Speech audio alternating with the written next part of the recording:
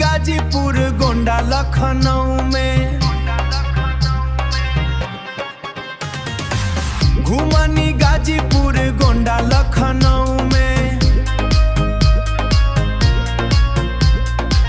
बाकी तोहरा जैसन न मिलल दिलावा, देख के तोहरा बढ़ गइल खेलावा।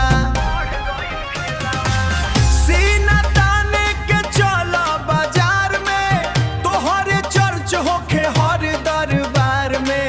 ओपे स्टाइल तोहर सबसे रंगीला, देख के जवान दिल होखे ढीला। अरे बना तारू टाइट त हो जइबू ढीला, पर खंडन होया जिला जन विश्वकर्मा से हिला।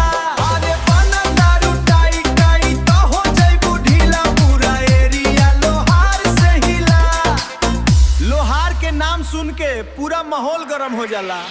मोतिहारी बक्सर सासाराम के नाम चले सुबह शाम के। हाँ हाँ नाम चले सुबह शाम के।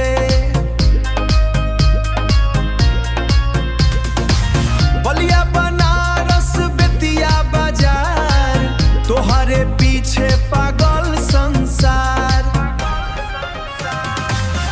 जिगरो शेर के न डरेला, एरिया में अपना दम पे चलेला।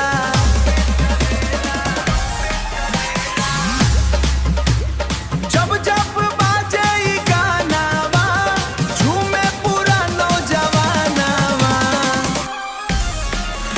अरे बना तारू टाइट त हो जइबू ढीला, पर खंडन होया जिला लोहार से हिला। पूरा बिहार में गूंजे इलाका, लोहार के अलग बा धाक।